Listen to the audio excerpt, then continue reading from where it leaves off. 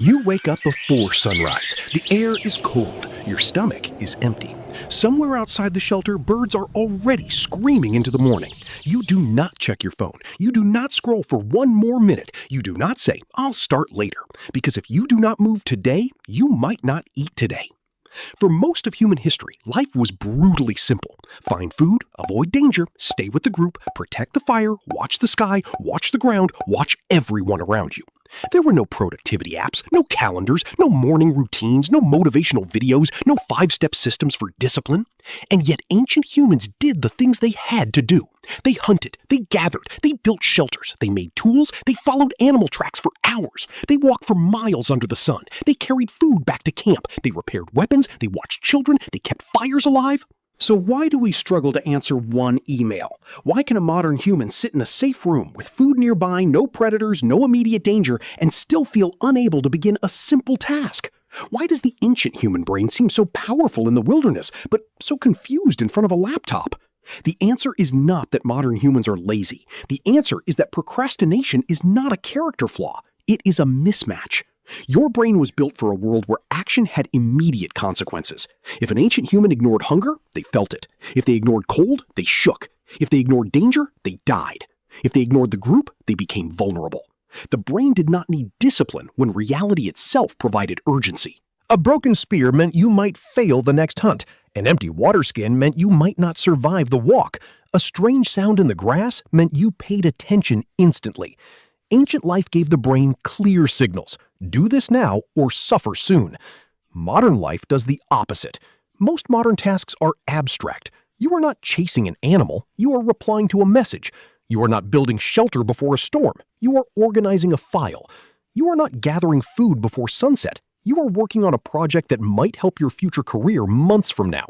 Your ancient brain does not understand that. It understands hunger, cold, danger, social rejection, movement, reward. It does not naturally understand spreadsheets, deadlines, tax forms, school assignments, or long-term goals that only pay off after years.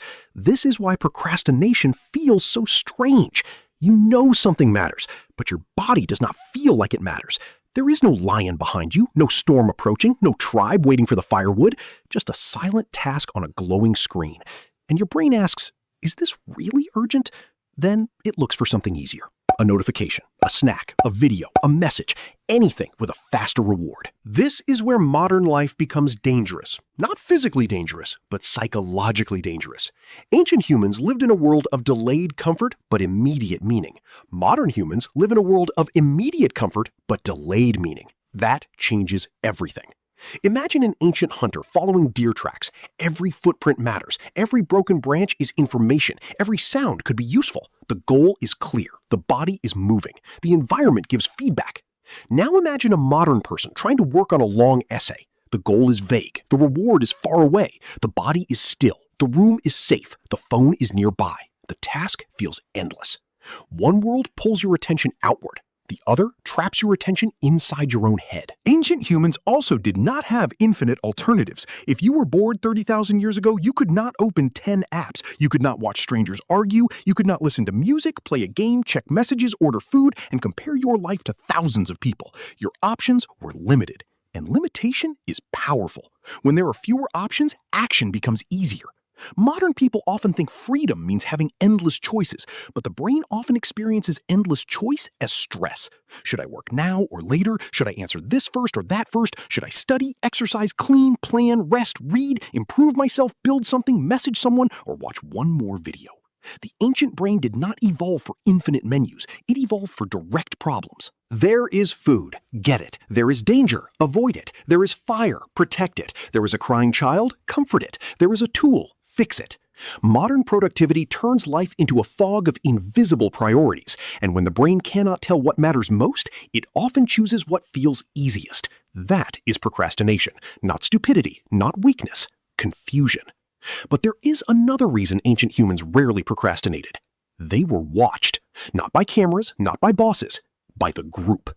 Humans evolved in tribes where reputation mattered deeply.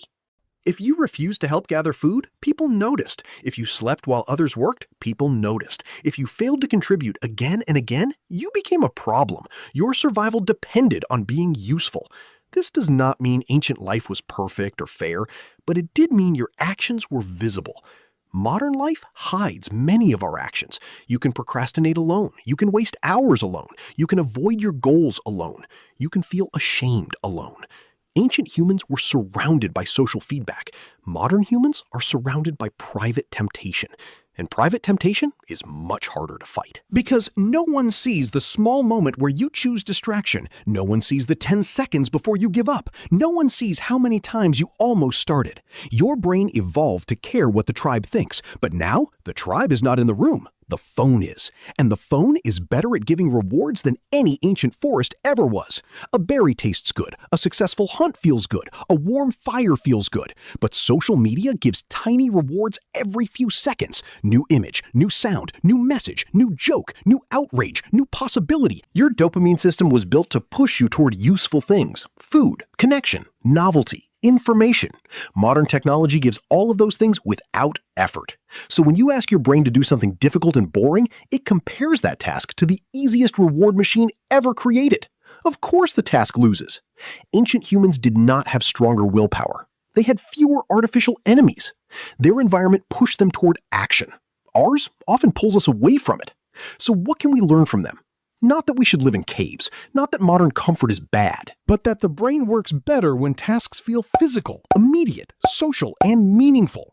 If you want to beat procrastination, make the modern task more ancient. Make it visible. Tell someone what you are doing. Work near other people. Create social pressure.